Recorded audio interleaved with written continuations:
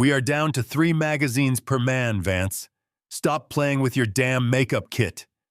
Commander Jackson's voice cracked, barely audible over the deafening impact of high-caliber rounds, pulverizing the marble pillar behind him.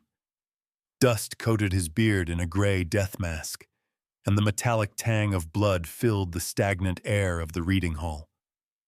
Bearing 210, third floor, broken archway, Sergeant Elena Vance whispered, her eyes not on the thermal scope, but fixed on a shard of dirty glass wedged into a hardcover copy of the Critique of Pure Reason. I said, return fire. Jackson lunged, grabbing her shoulder hard enough to bruise. That is a direct order, Sergeant. Elena did not flinch. She adjusted the book's angle by a millimeter with steady, calloused fingers. The reflection caught a glint of a muzzle flash in the shadows of the adjacent clock tower, an angle impossible to see from their position without exposing a head. Wind, 3 knots east. Elevation, -4. Her finger tightened on the trigger of the suppressed SR-25 rifle. If I expose the scope, the reflection kills us all, sir. Now please, be quiet. Pfft. The recoil was a gentle shove against her shoulder. Through the jagged mirror shard, she watched a shadow slump forward in the bell tower hundreds of meters away. 1 down. 20 to go. Did you? Jackson stared, his mouth agape, the anger draining into confusion. Elena did not look up, her face a mask of focus. 19 left. Do not move. Chapter 48 hours earlier. Forward operating base. Echo. Eastern Europe border. Elena Vance sat on a reinforced crate in the belly of the C-130 Hercules, the vibration of the turboprop engines rattling her teeth. Around her, the men of Viper Team were conducting their pre-mission rituals. Some sharpened knives with rhythmic scraping sounds. Others checked their magazines, tapping them against their helmets to seat the rounds.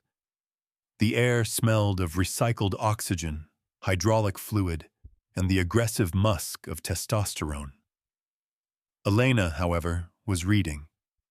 Her fingers, slender but scarred from years of handling rough terrain and cold steel, turned the page of the Critique of Pure Reason.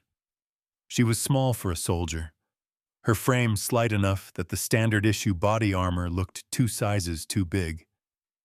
A pair of wire-rimmed glasses sat perched on her nose, giving her the appearance of a graduate student who had wandered into a war zone by mistake. "Look at her," a voice boomed over the engine drone. It was Lieutenant Commander Jackson, the team leader, a man built like a siege engine, with a beard that looked like it could scrub pans. He stood in the center of the cargo hold, gesturing toward Elena with an unlit cigar.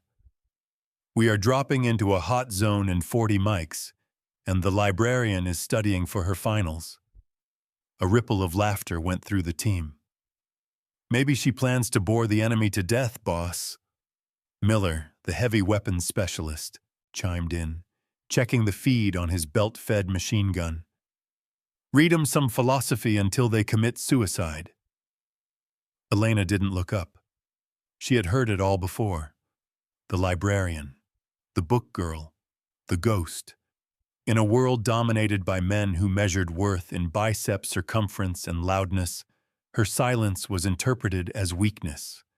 Her intellect, a liability. "Vance," Jackson barked, his boots thudding heavily on the metal deck as he approached her. Elena carefully marked her page with a small, folded strip of paper before looking up. Her eyes, behind the lenses, were a startlingly clear gray. "Sir? Is your rifle zeroed?" "Yes, sir. Checked it twice before we boarded." "And your head? Is that zeroed, or is it still stuck in the clouds with—" He snatched the book from her lap, reading the cover with exaggerated disdain. "Immanuel Kant? What good is this going to do you when a 7.62 round is trying to occupy the same space as your brain? It helps me focus, sir, Elena said, her voice even, betraying no emotion. She held out her hand, palm open.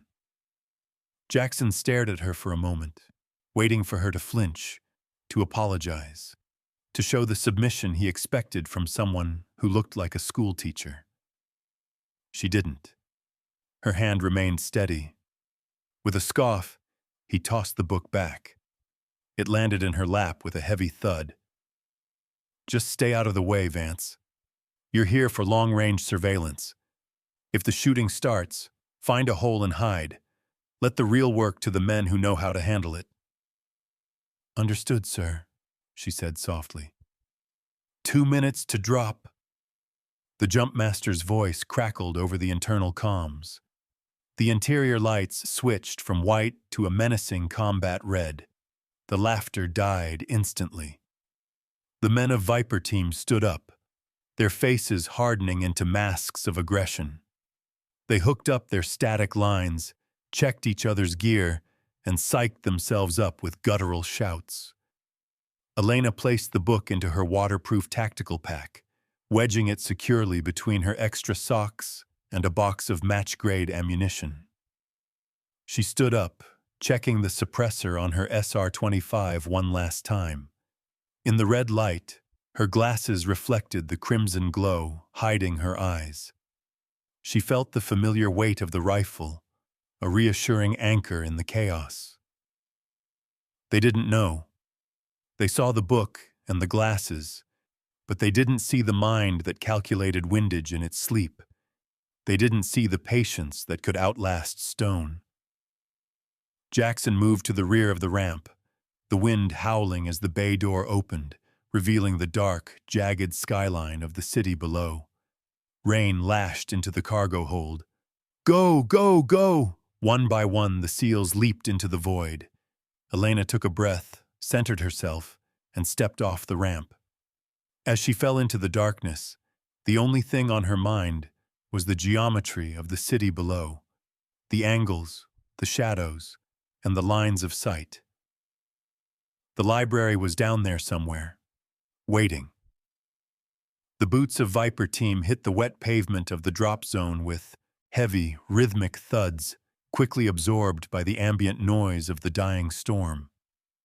They had landed 3 clicks east of the target compound, a dilapidated section of the city that locals called the Boneyard. It was a fitting name. Skeletal remains of apartment blocks clawed at the low-hanging clouds, their windows like empty eye sockets staring blindly into the dark. Elena rolled her parachute with practiced efficiency, burying it beneath a pile of rotting drywall and rebar. She adjusted her night vision goggles, the world instantly transforming into a grainy, monochromatic spectrum of green and black. The phosphorus glow washed out the depth perception of ordinary men, but Elena was used to flattening the world into 2 dimensions, into vectors and distances. Form up. Ranger file. 5-meter intervals. Jackson's voice came over the localized comms, distorted by static. Move out. The team moved like a single, predatory organism. Jackson took point, his suppressed carbine sweeping the corners. Behind him, Miller and the rest of the assaulters followed, their movements aggressive and sharp. Elena brought up the rear, the drag position. It was the spot for the slow, the weak, or the one you wanted watching your back. She knew Jackson put her there for the former reasons, but she accepted it for the latter. The city smelled of wet ash and ancient sewage. Every step was a negotiation with the terrain. Broken glass carpeted the streets, threatening to crunch loudly under their tactical boots. Elena moved with a rolling gait, placing the outside edge of her foot down first to minimize noise. It was a technique she had perfected hunting deer in the Appalachians long before she ever wore a uniform. 30 minutes into the patrol, The team approached a narrow alleyway choked with debris. Jackson raised a fist. Halt. Elena scanned her sector. To her left, a crumbled bakery. To her right, the remains of a bus stop. Nothing moved except the rain. Yet, the hair on the back of her neck stood up. It was a sensation she couldn't quantify in a report, a primitive alarm bell ringing in the lizard brain. She knelt, keeping her rifle trained on the second-story windows across the street. Her gaze dropped to the mud near her left knee. Something caught the faint ambient light amplified by her NVGIs. A glint. Not the dull reflection of wet stone, but the sharp, metallic shine of manufactured brass. Elena reached down, her gloved fingers pinching the object from the muck. It was a shell casing. 7.62. The rim was clean, uncorroded. "Viper 1, this is Librarian," she whispered into her throat mic. "Hold position." "What is it, Vance? We're on a timeline." Jackson's voice was impatient. "Sign of recent activity. Sector 4, Elena said, moving up the line to show him. She held the casing out. Under the night vision, the brass looked almost white. 7.62 mm, Russian manufacture. No oxidation on the casing. This was fired within the last 6 hours, sir. Jackson glanced at the casing, then back at the dark alley. He swiped it from her hand and tossed it into the darkness. "This whole city is a firing range, Vance. It's been a war zone for a decade. You're seeing ghosts." "Sir, the brass is bright. The rain hasn't tarnished it yet. Someone was here. A sniper team, likely, given the caliber." "We are not aborting or rerouting for a piece of trash," Jackson snapped, turning his back to her. "The HVT is in the library complex. That is where we are going. Get back in formation, eyes up, head out of the dirt." Elena stood there for a second, her hand still open where the casing had been. The logic was irrefutable. Oxidation rates in this humidity would dull brass within a day. But logic held no currency here. Jackson was operating on aggression and momentum. She fell back to the rear of the column. As they pushed deeper into the urban maze, the feeling of being watched intensified. The windows above seemed less like empty sockets now, and more like the hooded eyes of hunters waiting for prey to step into the kill box. They were walking into a trap. She knew it with the certainty of a mathematical proof, but she was just the book girl, and the book girl was expected to follow orders. Elena gripped her rifle tighter, her thumb hovering over the safety selector. She didn't read her book now.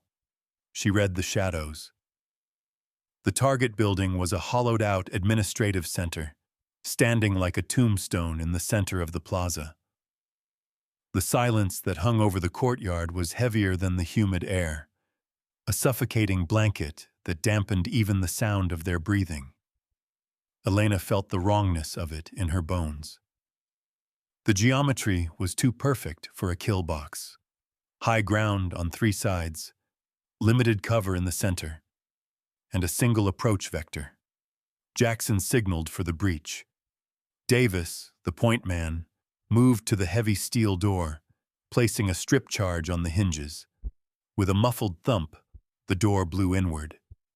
The team flooded the room, weapons raised, lights cutting through the dust.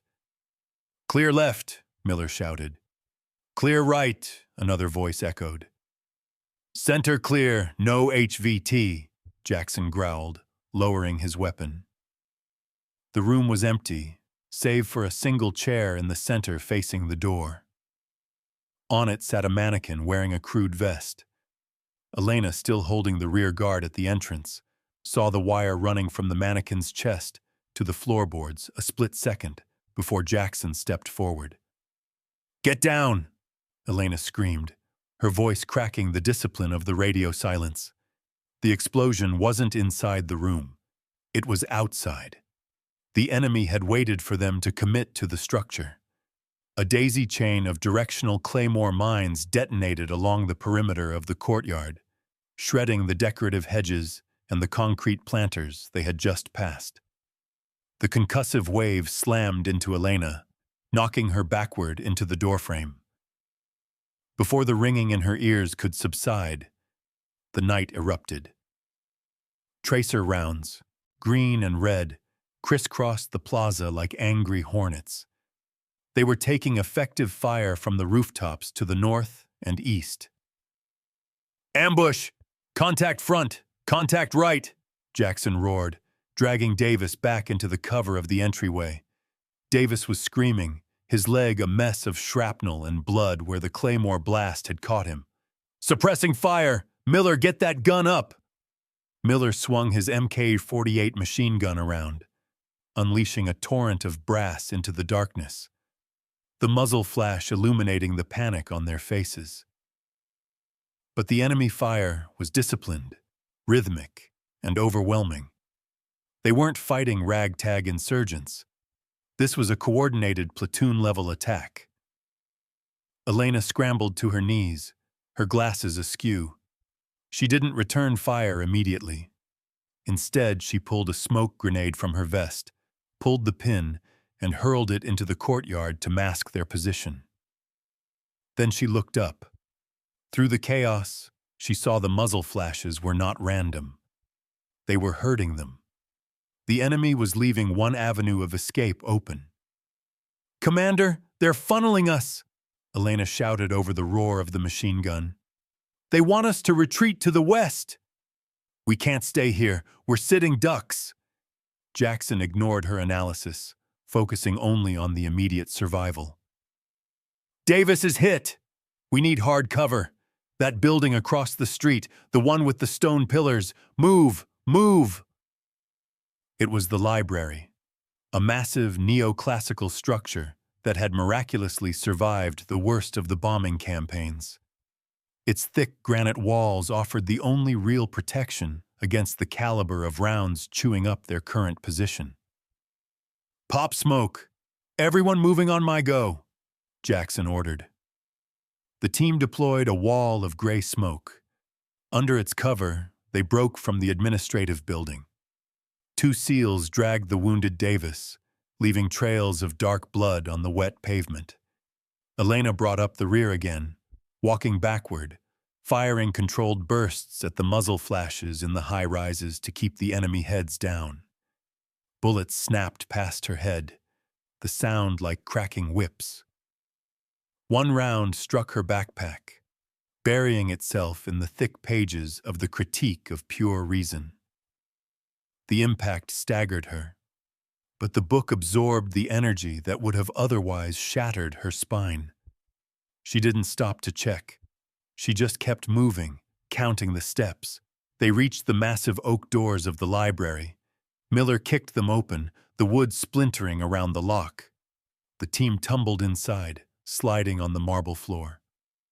Seal it now." Elena and Jackson slammed the doors shut, throwing the heavy iron bolts just as a hail of bullets chewed into the wood from the outside. The sudden silence inside the hall was jarring. They were alive. They were inside.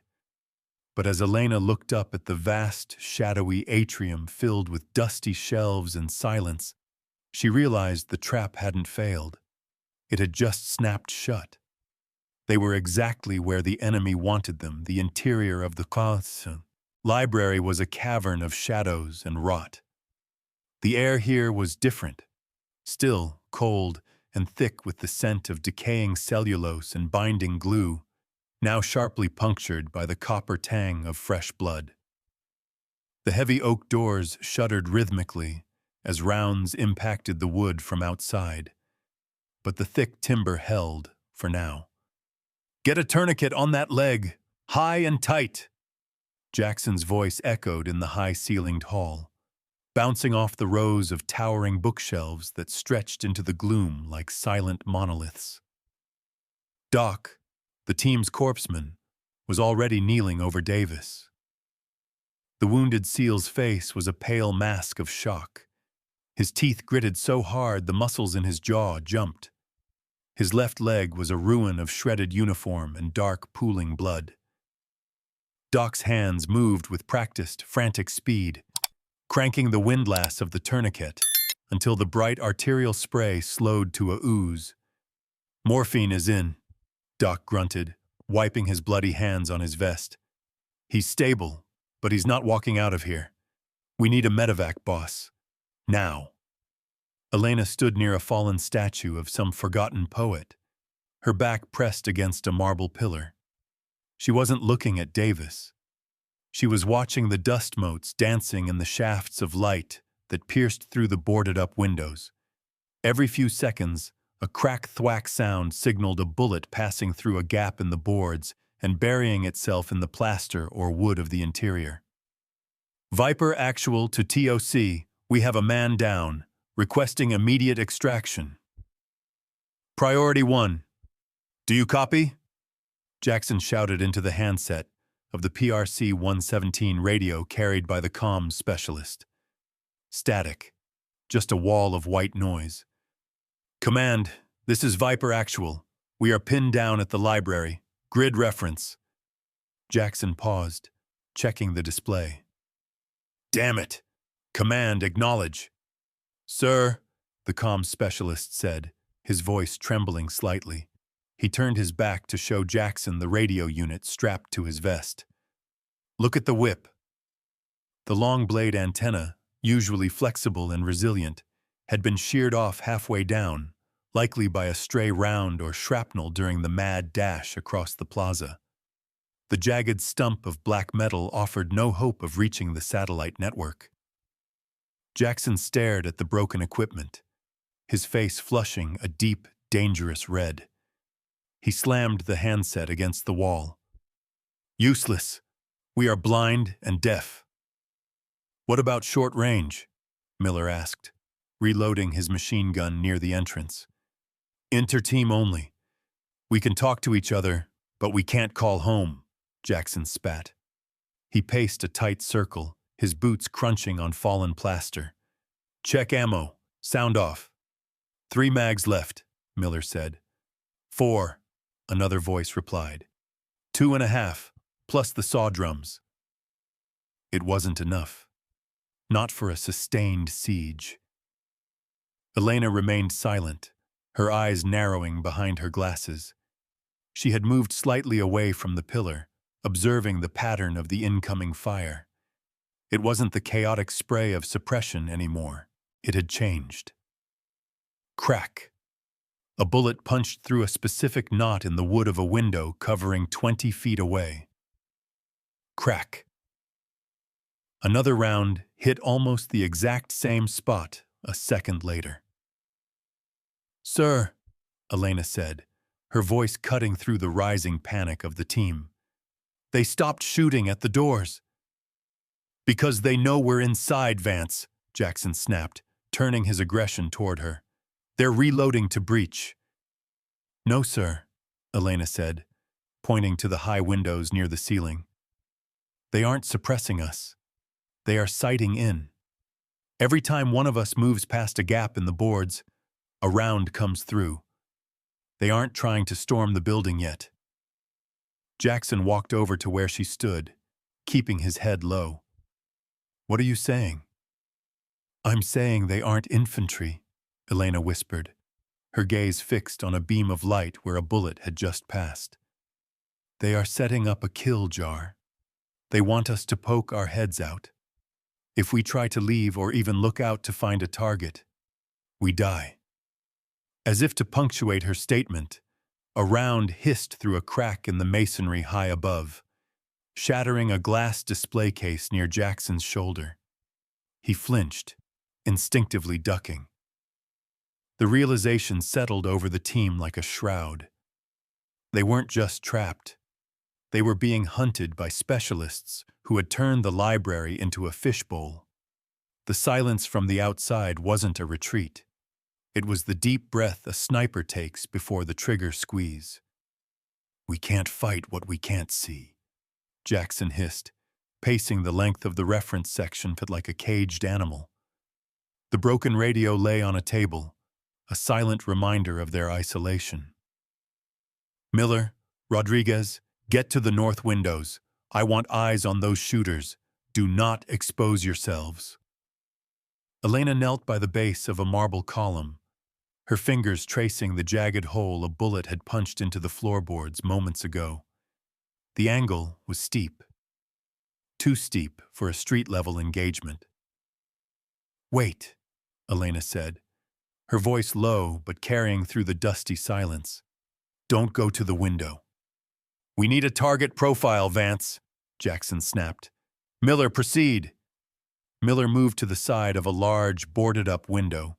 The wood was rotten, riddled with gaps where the daylight and death leaked through. He didn't stick his head out. Instead, he unclipped his helmet, balancing it on the muzzle of his rifle. It was the oldest trick in the book, the puppet show. "Ready," Miller whispered. He slowly raised the rifle, inching the rim of the helmet just above the sill of the window frame. Snap. The sound was instantaneous, faster than the brain could process. The helmet didn't just fall. It was violently wrenched from the rifle barrel, spinning through the air before clattering across the marble floor. A deep gouge marred the Kevlar surface, dead center. Miller pulled his rifle back, his face draining of color. Jesus Christ, he didn't even hesitate. "Where did it come from?" Jackson demanded, crouching low. "I don't know. Didn't see a flash," Miller yelled, his composure fraying. Suddenly, a second round punched through the boards, not hitting a person, but shattering a vase on a shelf right next to Rodriguez's head. Shards of pottery exploded, slicing a thin line across the SEAL's cheek.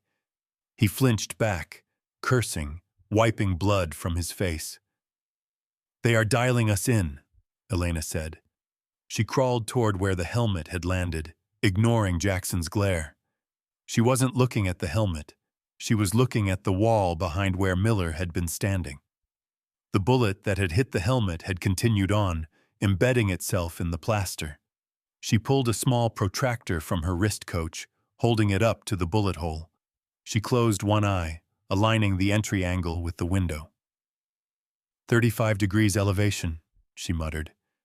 Deflection, 5 degrees east. She crawled to the second impact point near the vase. 40 degrees elevation. Deflection, 10 degrees west. She stood up but stayed in the shadow of the column. "Commander, it's not a firing line. It's a birdcage." Jackson stopped pacing. "English, Vance." "They aren't just in front of us. They are above us," Elena explained, her hands moving in the air to sketch the invisible geometry of the trap. "They have shooters in the clock tower to the north, the apartment complex to the east, and likely the cathedral ruins to the west. They are firing down into the room. If we move away from the windows, they see us through the upper transoms. If we get close to the windows to shoot up, we expose our vitals to the snipers on the opposite side." She adjusted her glasses, the dust on the lenses unable to obscure the cold calculation in her gray eyes. "It is a kill box designed specifically for this building. They knew we would run here. They have pre-sighted every window, every gap." "So what's your brilliant suggestion?" Jackson asked, the sarcasm heavy in his voice, though his eyes betrayed a flicker of fear. "We just sit here and bleed out?" "If we stick a barrel out that window, the operator dies before he finds a target," Elena stated flatly. "Standard counter-sniper tactics won't work. We can't trade fire because they have the angles and the initiative." The reality of her words settled heavily on the team. They were Tier 1 operators, masters of violence, but they were pinned down by simple geometry. The enemy didn't need to storm the building. They just had to wait for the SEALs to get desperate enough to make a mistake. Elena looked at her backpack, where the thick spine of Immanuel Kant's book was visible. Her mind was racing, not with fear, but with vectors. If she couldn't look out, and she couldn't step out, she had to bring the outside in. "We don't need to shoot back yet," she said softly. "We need to change the rules of the room. I am not going to die in a library waiting for the sun to go down," Jackson announced, his voice tight with the constrained fury of a predator trapped in a cage. He slammed a fresh magazine into his carbine. "We are leaving. We're going to punch a hole through the south wall exit and maneuver to the extraction point on foot. Violence of action. We overwhelm them with speed." The remaining members of Viper Team looked at their leader. They were tired, dusted with plaster, and running low on ammunition, but the order gave them something to do. It offered a direction other than sitting still. "Prep flashbangs," Jackson ordered. "Miller, you take point. Suppress anything that moves." "Sir, that is suicide," Elena said. She hadn't moved from her crouched position near the pillar, but her voice was as hard as the granite surrounding them. Jackson spun around, his patience finally snapping. The veins in his neck bulged against his grime-streaked skin. "Excuse me, Sergeant?" "The south exit opens into a fatal funnel," Elena stated, standing up slowly to face him. She didn't shout. She didn't need to. The acoustics of the hall carried her calm, analytical tone to every corner. "The snipers in the clock tower have a direct line of sight to that doorway. The moment Miller steps out, he is dead. Then the rest of the team piles up behind him. It won't be a maneuver, sir. It will be an execution." "And what is your alternative?" Jackson stepped into her personal space, towering over her. "Read them a bedtime story? Wait until they run out of bullets? You have done nothing but stare at the walls since we got here, Vance. You are a dead weight." "I am analyzing the pattern." "I don't need analysis. I need fire superiority," Jackson roared. He reached out and grabbed the strap of her tactical pack, yanking it toward him. He fumbled with the clasp, ripping the top open. He plunged his hand inside and pulled out the thick, battered copy of the Critique of Pure Reason. "This," he held the book up like it was a piece of rotting meat, "is why you hesitate. You think too much. You think this war is some kind of abstract puzzle." "Sir, give me the book," Elena said, her voice dropping an octave, dangerous and cold. "You want it? Here." Jackson threw the book with full force. It sailed through the air, heavy and dense, and slammed onto the marble floor with a resounding thud that echoed like a gunshot in the silence. The pages splayed open, the spine cracking under the impact. It landed next to a pile of debris, shattered wood, drywall, and jagged shards of mirror from a destroyed hallway display. The room went deathly silent. The men looked away, uncomfortable with the raw display of disrespect. In the SEAL teams, you rode each other hard, but you didn't touch a man's personal gear, and you certainly didn't humiliate them when rounds were flying. Elena stared at the book lying in the dust. She didn't look angry. She didn't look humiliated. Her eyes locked onto a specific detail, the way the hard, rigid cover of the book had landed, propped up slightly by a piece of rubble.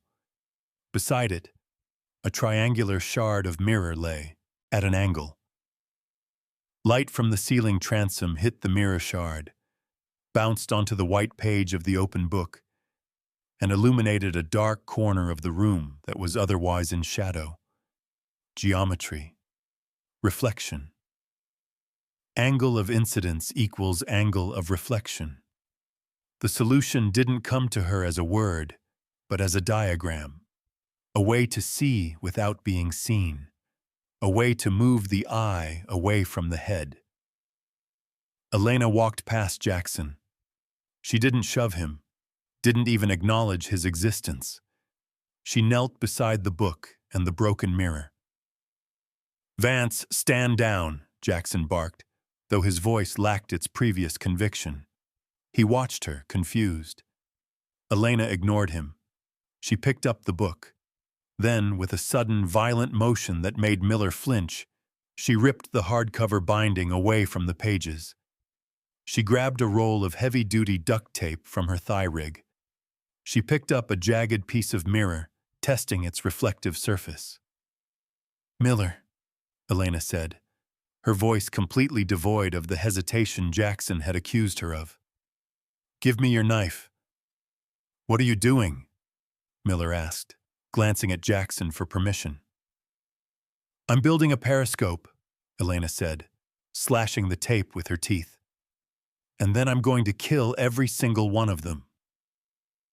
Miller hesitated for a fraction of a second, glancing at the furious Commander Jackson, before pulling his combat knife from its sheath and handing it to Elena.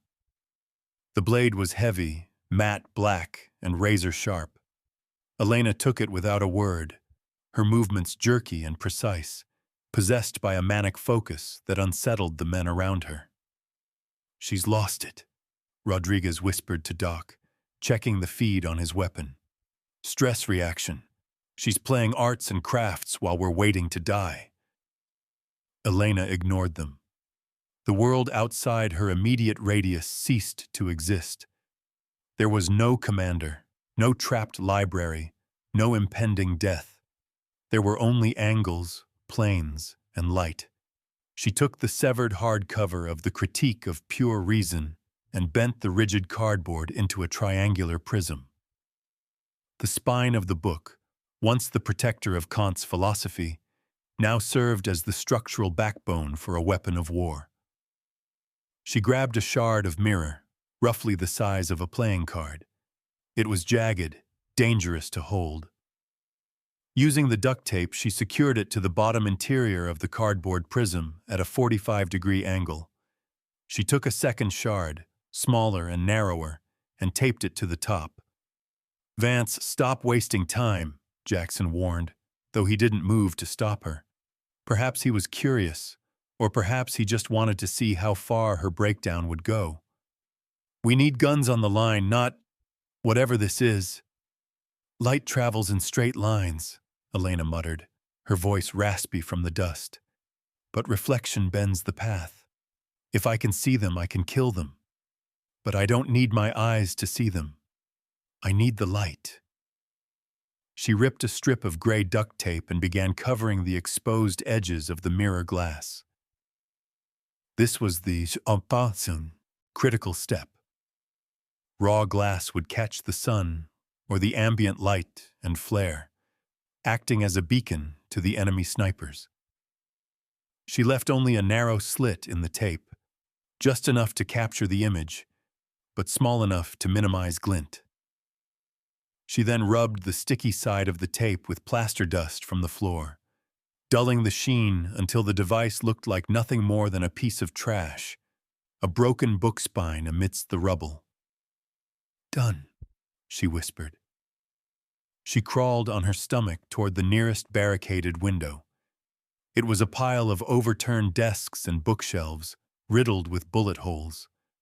A ray of gray daylight pierced through a gap in the wood, illuminating floating dust motes. "Vance, get back," Miller hissed. "That gap is zeroed." Elena didn't rise. She stayed flat, pressing her chest against the cold marble floor. Slowly, with infinite care, she pushed the top end of her cardboard contraption up into the gap between two heavy encyclopedias. The top mirror poked out just 2 inches into the open air of the library hall, catching the light from the transom window above, while the bottom mirror remained safely behind cover, facing her eyes. She adjusted the angle slightly. The image in the bottom mirror was small, inverted, and grainy, but it was there. The team watched in silence, their skepticism warring with a desperate hope. Jackson stepped closer, crouching down behind her, careful not to expose himself. "What do you see?" he asked, his voice losing its edge. Elena squinted at the shard of glass. The reflection showed the bell tower across the plaza. It was distorted by the cracks in the mirror, but the perspective was clear. She saw the dark opening of the belfry. She saw the flutter of a pigeon taking flight.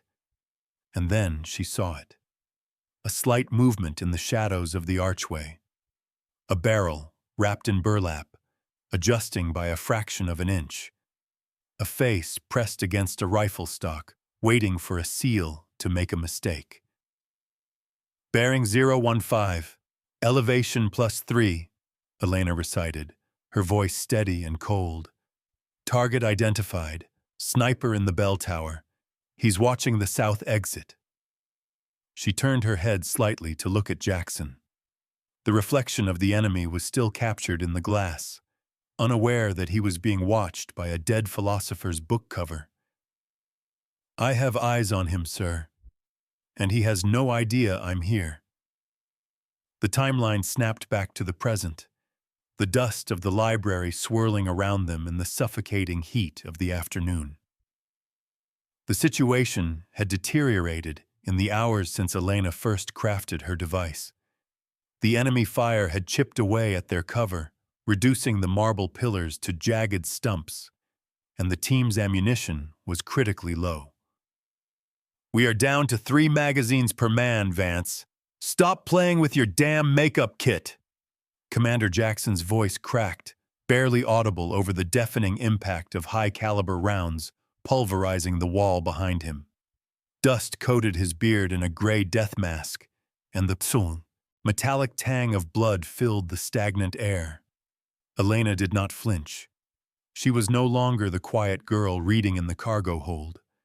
She was a biological extension of the weapon system she had built. She knelt behind a pile of encyclopedias, her body curled tight to minimize her silhouette. The improvised periscope, the tattered remains of the Critique of Pure Reason held together by gray duct tape, was wedged firmly into a gap in the barricade. "Bearing 210, 3rd floor, broken archway," Sergeant Elena Vance whispered. Her eyes were not pressed to her rifle's scope in the traditional manner. Instead, she was staring intently at the small, rectangular shard of mirror taped to the bottom of the book spine. "I said, return fire!" Jackson lunged, grabbing her shoulder hard enough to bruise. "That is a direct order, Sergeant." Elena shrugged off his grip with a subtle shift of her weight, her focus never wavering from the glass. "If I expose the scope, the reflection kills us all, sir. Now please, be quiet." She adjusted the rifle. The suppressor was resting on a sandbag, the barrel threaded through a hole in the drywall just inches below her periscope. She couldn't see the target through the rifle scope. The wall was in the way. She was aiming based on the geometry of the reflection. It was a nightmare of physics. The image in the mirror was reversed. Left was right. Up remained up, but the windage had to be calculated backward. A 3-knot wind from the east meant she had to hold left in reality. But the mirror told her eyes something else. She had to trust the math, not her instincts. "Wind 3 knots east, elevation -4, she murmured, her breathing slowing to a meditative rhythm. In the bottom mirror, the grainy reflection of the bell tower hovered. The sniper was there, a dark smudge against the gray sky, comfortable in his dominance, waiting for a seal to panic. Elena exhaled, emptying her lungs. She visualized the bullet's path, a parabolic arc rising from the barrel, clearing the windowsill, traversing 300 meters of humid air, and intersecting with the man in the tower. Her finger tightened on the trigger of the suppressed SR-25. Pfft! The sound was anticlimactic, a sharp cough of compressed gas, lost amidst the noise of the enemy's suppression fire. The rifle bucked gently against her shoulder. Elena didn't blink. She watched the mirror. For a second, nothing happened. Then, the dark smudge in the bell tower jerked violently backward. The rifle he was holding tumbled from his grasp, spinning down the face of the stone tower before disappearing into the street below. The shadow slumped forward over the railing, motionless. "Target down," Elena whispered, her voice devoid of triumph. "One." The incoming fire from the north sector ceased instantly. The rhythm of the battle stuttered. The enemy had just seen their overwatch eliminated by a ghost. Jackson stared at the window, then at Elena, and finally at the ridiculous contraption of cardboard and tape. His mouth hung slightly open, the anger draining away, replaced by a dawning comprehension that was almost painful to watch. "Did you?" Jackson started, his voice rough. Elena finally looked up from the mirror, pushing her glasses up the bridge of her nose. 19 left. Do not move, sir. I have to recalibrate for the next angle." She reached out and adjusted the duct-taped book, pivoting it 3 degrees to the right. "Next target is in the apartment complex, 4th floor. He thinks he's hidden behind the curtains." She glanced at Miller, who was staring at her as if she were a sorceress. "Miller, I need you to spot for me. Watch the mirror. Tell me when the curtain moves." The dynamic in the room shifted. The air was no longer heavy with the scent of defeat. It was charged with the cold, electric buzz of the offensive. The librarian had opened her library, and the overdue fines were going to be paid in blood. The silence following the first kill was fragile. A thin sheet of ice over a deep, dark lake. Elena knew it wouldn't last. The enemy commander was calculating, likely assessing whether the shot had been a lucky stray or a calculated strike. She didn't intend to give him time to solve the equation. "One is not enough," Elena said, her voice low as she gathered the remaining shards of mirror and the roll of duct tape. "We need eyes on the north and west sectors. If they flank us while I'm focused on the tower, we're dead." She looked at the expanse of the library floor that separated her from the history section on the west wall. It was a kill zone. Sunlight streamed in through the high windows in solid beams, illuminating the swirling dust. Crossing it upright would invite a hail of lead. "I'm going to the west wall," Elena announced, tightening the straps of her pack. She grabbed a stack of heavy encyclopedias, volumes A through D, and prepared to move. "You can't carry the gear and the books while low crawling," a voice said. It was Miller. The heavy weapons specialist was wiping grease from his face, his expression unreadable. He looked at the strange cardboard device she had just used, then at her. "You'll be too slow." "I have to try," Elena replied, adjusting her glasses. "No," Miller said, dropping to his stomach beside her. He reached out and took the stack of books from her hands. "I'll carry the library. You carry the rifle." It was a small gesture, but in the rigid hierarchy of the teams, it was a tectonic shift. The man who had mocked her reading was now volunteering to be her beast of burden. Jackson watched them from his position near the door, but said nothing. His silence was his endorsement. "Move when I move," Elena whispered. They slithered across the marble floor, bodies pressed flat against the cold stone. It was a grueling, agonizing crawl. Every few feet, a bullet would snap through the wooden barricades above them, sending showers of splinters and plaster raining down on their backs. Elena moved with the fluid grace of a snake, her rifle cradled in her elbows to keep the scope from banging against the floor. Miller followed. grunting softly as he dragged the heavy books and the bag of glass shards. They reached the west wall, sheltering behind a fallen oak bookcase that smelled of old varnish and decay. Elena immediately went to work. Her hands, bleeding slightly from small cuts caused by handling the raw glass, moved with surgical precision. She accepted a volume of the encyclopedia from Miller, ripped the cover off, and began taping. "You know," Miller whispered, watching her align the mirrors, "I thought you were crazy, reading philosophy in a war zone." Elena didn't look up, her eyes focused on the angle of the tape. Kant argues that we don't see the world as it is, but as our mind interprets it. I'm just changing the interpretation. Miller chuckled, a dry, humorless sound. "Well, whatever it is, it works. That guy in the tower, he never saw it coming." "Ready," Elena said. She pushed the second periscope into a gap between the sandbags at the window. She signaled Miller to stay back. This was the dangerous part. If the enemy saw the glint of glass, they would fire an RPG. She waited. Seconds ticked by like hours. She checked the bottom mirror. The reflection showed the ruins of the cathedral across the street. Dark, Gothic arches loomed in the gray light. She scanned the image, looking for the telltale signs. The straight line of a barrel, the unnatural shadow of a human form. "Clear for now," she said. "But I see a spotter scope on the second floor. They are watching." They repeated the process 3 more times, moving from window to window, establishing a perimeter of glass eyes.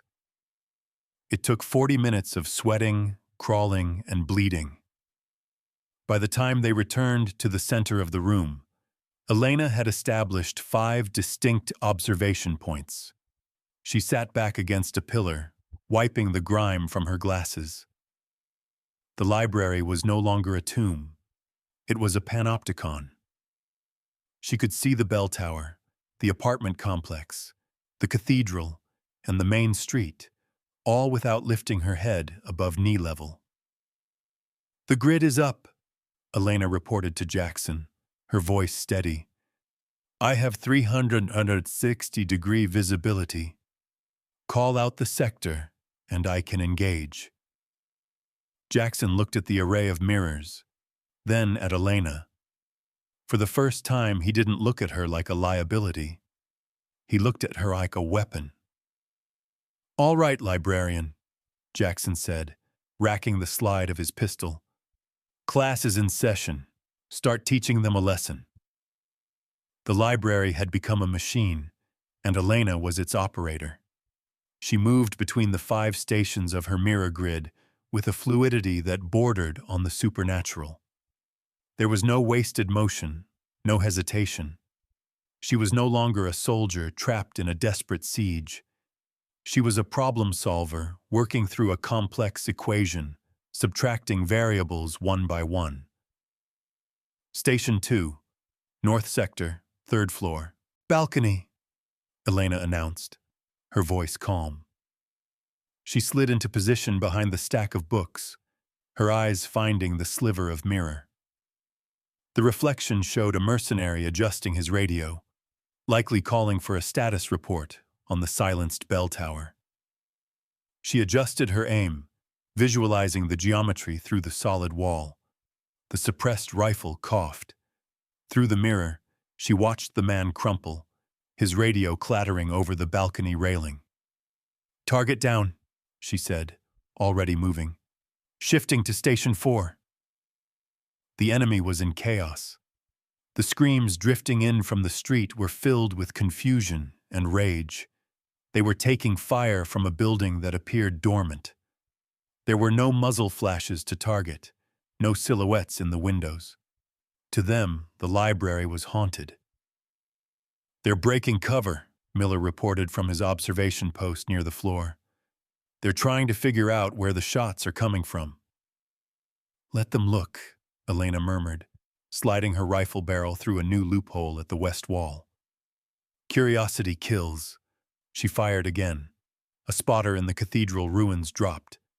Then another round, taking out a machine gunner who had foolishly exposed himself to spray the upper windows. 4 down, 5, 6. The rhythm was hypnotic. Check the mirror. Calculate the angle. Exhale. Squeeze. Move. Elena felt a strange detachment, a flow state where fear evaporated, leaving only clarity. The heavy critique of pure reason that she had destroyed to build these tools was no longer just a book. Its physical form had been sacrificed to prove its philosophical point. Perception is the only reality that matters, and right now, she controlled their perception. RPG, 12 o'clock. Jackson's scream shattered her concentration. The warning was guttural, raw with the knowledge of what a thermobaric warhead would do in an enclosed space. The pressure wave alone would liquefy their organs. Elena didn't look at Jackson. She threw herself toward Station 1, the central periscope facing the main plaza. She didn't have time to find a perfect firing stance. She slammed her shoulder against the pillar, bringing her eye to the bottom mirror. The reflection was terrifyingly clear. A heavy-set man had stepped out from behind the fountain, a rocket-propelled grenade launcher resting on his shoulder. He was taking aim at the main doors. He was less than 2 seconds from firing. The angle was bad. He was low, obscured by the lip of the fountain in the reflection. She couldn't see his head. She could only see the launcher and his hands. "Vance!" Jackson yelled, raising his own rifle. But he couldn't get a line of sight without standing up into the stream of machine gun fire raking the entrance. Elena didn't try to shoot the man. She aimed for the weapon. She adjusted for the parallax error of the mirror, trusting the math over her adrenaline.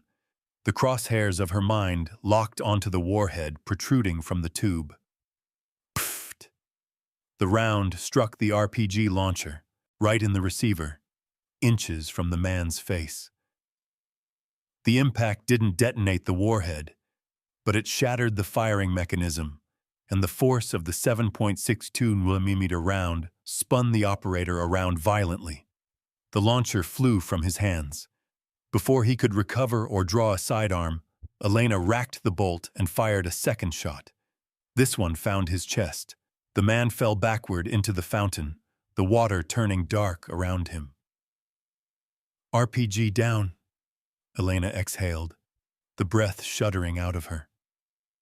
Silence returned to the plaza, heavier than before. The suppression fire stopped. 10 most of their best men were dead, including their heavy weapons support. The enemy wasn't just confused anymore. They were terrified. Inside the library, the SEALs looked at Elena with a mixture of awe and disbelief. She sat amidst the dust and torn book pages, pushing her glasses back up her nose, her hand trembling slightly, not from fear, but from the adrenaline dump. "They've stopped shooting," Miller whispered. "They're thinking," Elena corrected, reloading her magazine. "They know we're not just lucky. Someone out there is realizing this is a sniper trap. The easy part is over." The silence that descended on the plaza was different from the pauses before. It wasn't the silence of confusion or fear. It was the silence of a predator holding its breath. The chaotic, suppressive fire from the mercenaries had ceased entirely. There were no more erratic bursts, no more shouting. The battlefield had been sanitized of noise, leaving only the humid heat and the buzzing of flies. "Why did they stop?" Miller whispered, his voice sounding too loud in the stillness. He gripped his machine gun, scanning the boarded windows with wide, anxious eyes. "Because the amateur hour is over," Elena said softly. She didn't move from her position at Station 3, her back pressed against the cold plaster of the wall. She removed her glasses, wiping the sweat from her eyes with a trembling hand before putting them back on. The pack has stopped hunting. Now the wolf is taking over. She knew his type. Every mercenary unit had one. A Tier 1 equivalent, likely Spetsnaz or former Legionnaire, someone who understood ballistics as well as she did. He had seen his men die from impossible angles and deduced the only logical explanation: periscopes. Now, he was waiting. He was watching the windows, not for a human head, but for the glint of glass or the shadow of a device. "He's waiting for me to make a mistake," Elena explained to Jackson, who had crawled over to her position. "If I use the mirrors now, he'll see the lens flare. He's likely holding a bead on the most probable openings. The moment he sees a reflection, he puts a bullet through it." "So we're stalemated," Jackson grunted, wiping grime from his beard. "We can't see him without the mirrors, and we can't use the mirrors without dying." "Not stalemated," Elena corrected, her mind racing through the pages of strategy she had memorized. "Checkmated, unless we sacrifice a piece." She looked at the debris around her. There were still books scattered everywhere. She grabbed a thick volume, a dictionary this time, and a larger, untaped shard of mirror. "Miller," Elena said, handing him the dictionary and the raw glass. "I need you to be the target." Miller blanched. "Excuse me?" "Not you," she clarified, pointing to the far end of the room near Station 5. "I need you to crawl over there and push this glass up into the window gap. Do it slowly, like you're trying to be stealthy, but failing. Let the sun catch the edge. Make it glint." "You want me to draw fire," Miller said, understanding dawning on him. "I want him to think he found me," Elena said. She moved quietly to Station 1, the central periscope she had calibrated earlier. It gave her a view of the deep shadows in the apartment complex across the street, the most likely hide for a counter-sniper. "When he shoots the bait, I'll have a fraction of a second to see his muzzle flash. That's all I get." Miller nodded, taking the bait. He low-crawled to the far window, his movements heavy with the weight of the gamble. Elena settled into her firing position at Station 1. She slowed her heart rate, forcing her body into a state of total stillness. She wasn't looking at the mirror yet. She was listening. "Ready," Miller whispered over the inter-team comms.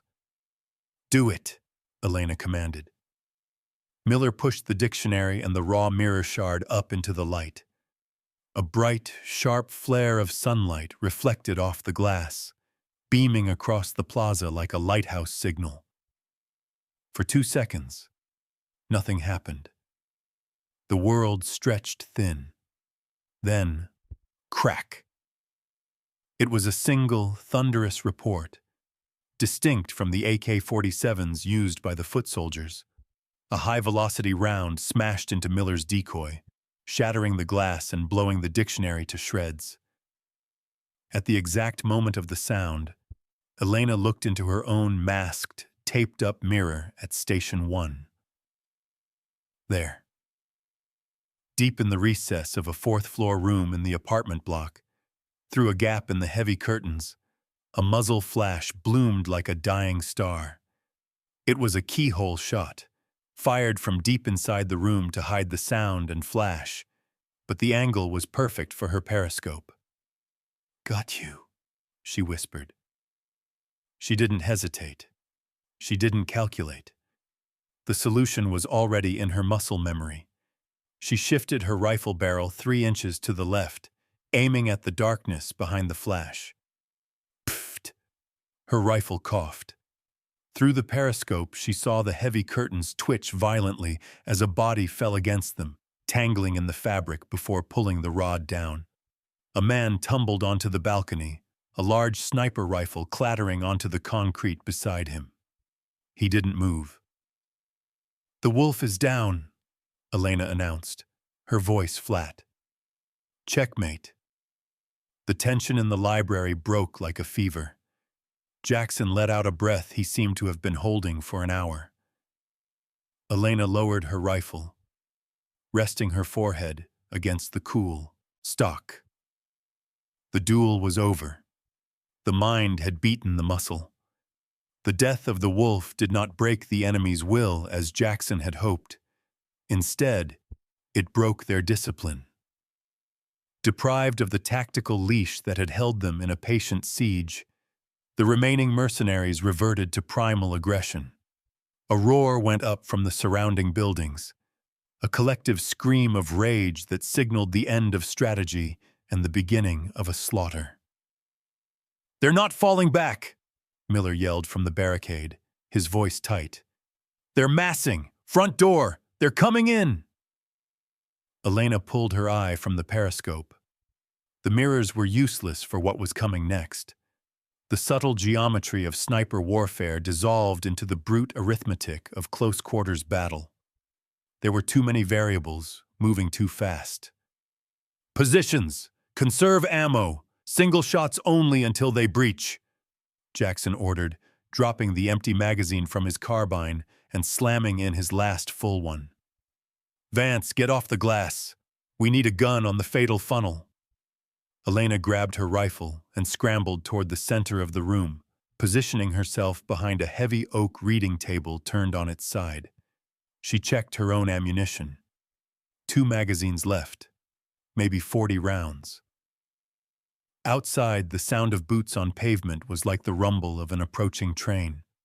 They were abandoning cover, rushing the library steps in a suicidal wave, a bonsai charge fueled by desperation.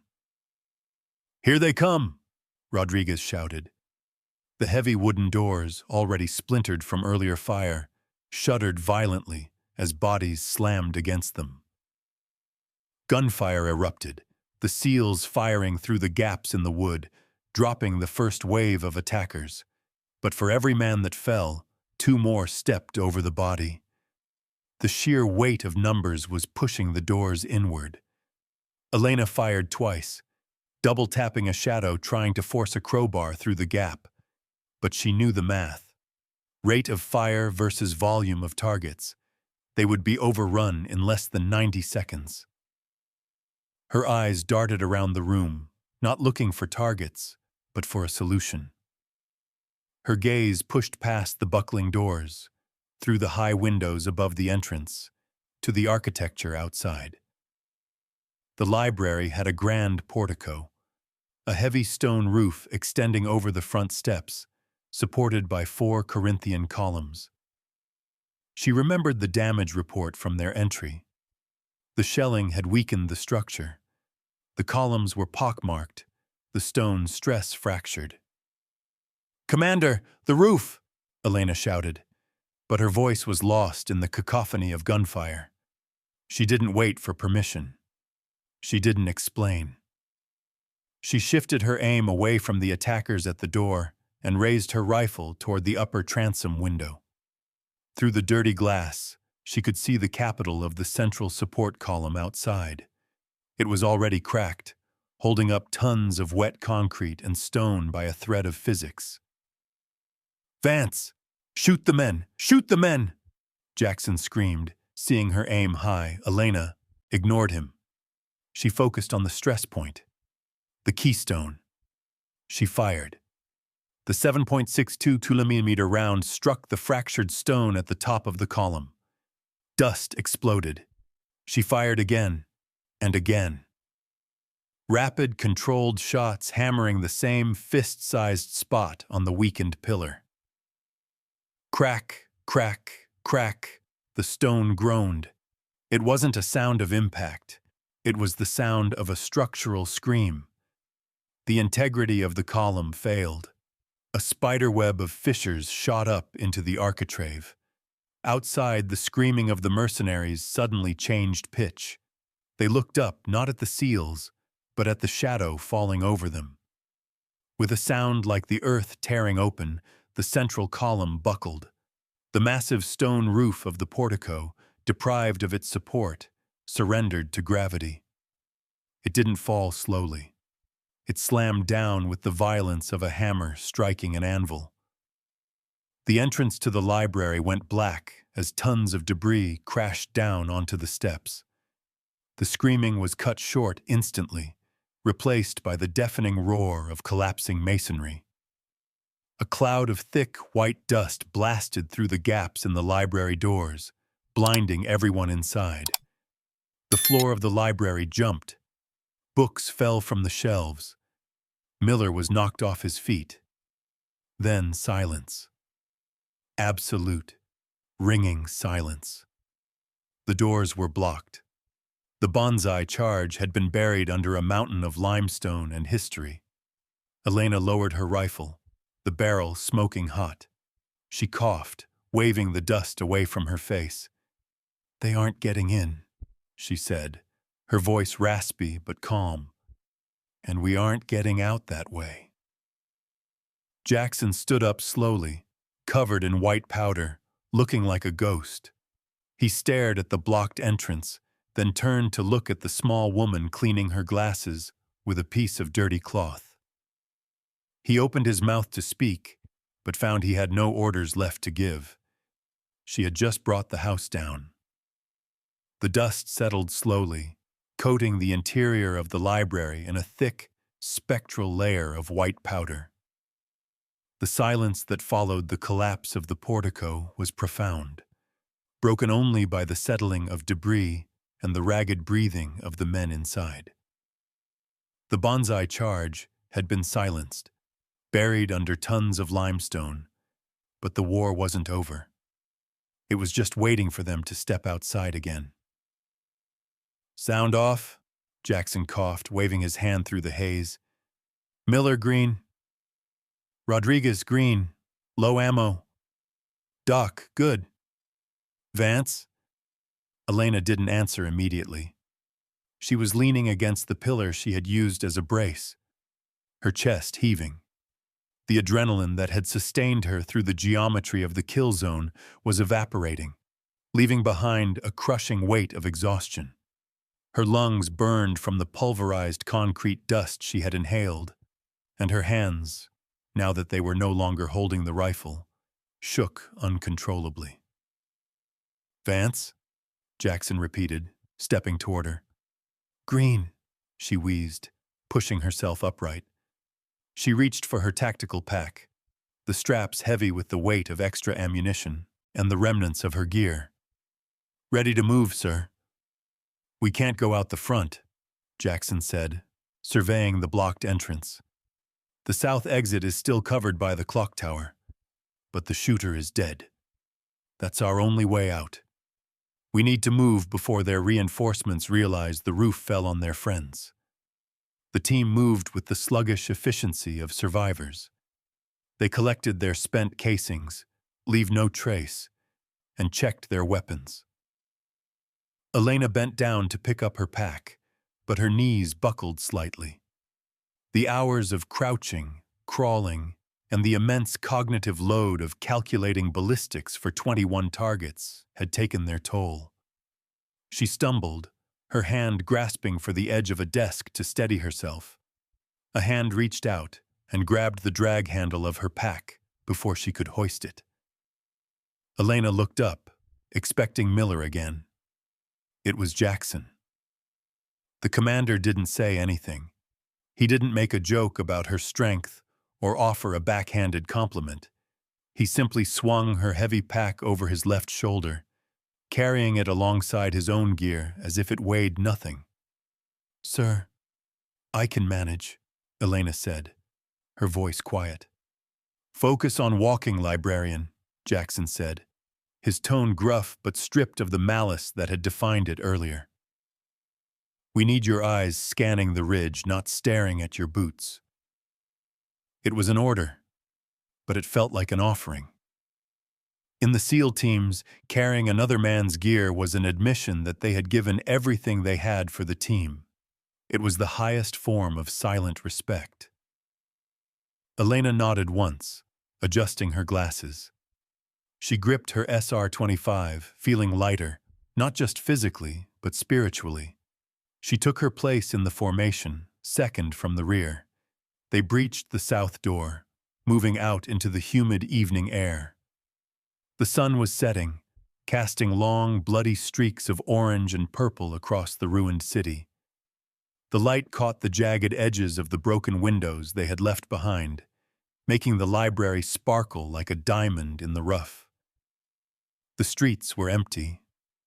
The psychological blow of the invisible snipers and the catastrophic collapse of the entrance had shattered the enemy's morale.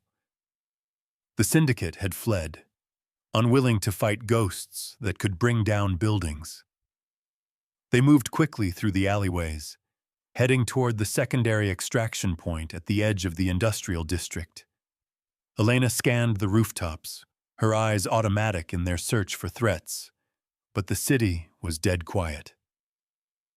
"Viper actual to Kingfisher," the comms specialist whispered into the short-range radio, hoping the line of sight would work now that they were out of the signal shadow. "We are at the LZ, requesting immediate pickup." "Solid copy, Viper. Kingfisher is inbound. ETA 2 mics." The sound of rotors beating the air thumped in the distance, a rhythmic, beautiful percussion that meant life. Elena looked back one last time at the library tower looming in the distance. It stood battered but unbroken, a monument to the power of silent contemplation in a world of loud violence. She touched the empty pouch where her book used to be. She had left Kant behind in the rubble, but she had walked out with something far more valuable: her place in the line. The MH-60 Blackhawk cut through the night sky, banking hard to the west as it climbed away from the burning horizon of the city. The side doors were open, allowing the rushing wind to scour the smell of cordite and death from their uniforms. Inside the cabin, the red tactical lights bathed the exhausted men of Viper Team in a crimson glow, making them look like statues cast in bronze and blood. Elena sat near the tail, strapped into the canvas seat. Her legs, which had held steady through hours of precision shooting, now felt like lead. The vibration of the rotor blades hummed against her spine, a lulling rhythm that threatened to drag her into sleep, but she fought it. Sleep was for later. Now there was the ritual of decompression. She removed her glasses. They were caked in a fine film of limestone dust and dried sweat. With methodical slowness, she pulled a microfiber cloth from a small pouch on her vest and began to clean the lenses. Small, circular motions. Wipe. Check. Wipe again. It was the same patience she had applied to the mirrors, the same patience she applied to philosophy. Opposite her, Commander Jackson sat with the headset pressed to one ear, speaking into the boom mic. He was giving the initial sit rep to command. His eyes, usually darting around to check his men, kept drifting back to Elena. "Solid copy, Kingfisher. Viper is secure. HVT was not on site. We encountered heavy resistance. Platoon-sized element neutralized," Jackson said, his voice flat over the intercom loop that the whole team could hear. He paused. The protocol required him to detail the method of engagement. Usually, this was where he would credit specific assault elements or air support. "Target neutralization achieved via precision counter-sniper operations," Jackson continued, his gaze locking onto Elena's face. "Asset librarian was effective. Repeat, highly effective." The other SEALs, Miller, Rodriguez, Doc, looked at each other. Highly effective was Jackson's speak for saved our lives. Miller gave a small, tired nod toward Elena, a gesture of respect that screamed louder than any shout in a bar. Elena didn't look up. She held her glasses up to the red light, inspecting them for streaks. She placed them back on her nose, adjusting the wire frames until they sat perfectly. Jackson disconnected the comms and leaned back, exhaling a long plume of breath. He looked at the empty space on the floor, where Elena's book usually sat. He remembered throwing it. He remembered the sound of the spine cracking. A flicker of guilt, rare and uncomfortable, crossed his face. He leaned forward slightly, opening his mouth as if to bridge the gap between his rank and her silence. He wanted to say something, perhaps an apology, perhaps a thank you. But Elena had already moved on. She reached into the mesh netting of the seat back in front of her. Since her copy of Kant was buried under the rubble of the library, she needed a substitute. She pulled out the laminated rotary wing safety card. It was a mundane piece of plastic with cartoon diagrams of emergency exits and life vests. She held it with both hands, tilting it to catch the dim light. She studied the diagrams with the same intense, scholarly focus she had given to the critique of pure reason. Her eyes scanned the text, absorbing the information, shutting out the noise of the engine and the presence of the men around her. Jackson watched her for a moment longer, then closed his mouth, leaning back into his seat. He realized then that she didn't need his apology. She didn't need his validation. She existed in a space he couldn't touch, a fortress of the mind that no amount of mockery could breach. The helicopter sped on through the dark, carrying a team of elite warriors and one librarian who was reading a safety card as if it held the secrets of the universe. The Snake Pit, the unofficial bar for the Tier 1 operators at Forward Operating Base Echo, was a haze of cigar smoke, cheap beer, and loud bravado. It was a place where adrenaline was metabolized into stories, and where the near misses of the day became the jokes of the night. The wooden walls were adorned with unit patches, captured flags, and the scratched initials of men who hadn't come back. Viper Team held court at a large circular table near the center. They were washed, bandaged, and wearing fresh fatigues, but the shadow of the library still hung over them. Commander Jackson sat with a pitcher of lager in front of him, listening to the questions from a neighboring platoon leader. "We heard the demo boys are still digging out the rubble," the other officer said, shaking his head. "Intel says you guys leveled the entire front portico of the city library. Did you call in a JDAM?" Jackson took a slow pull from his glass. He wiped the foam from his mustache, his eyes flickering toward the far corner of the room. "No air support. Just structural engineering." "Bullshit," the officer laughed.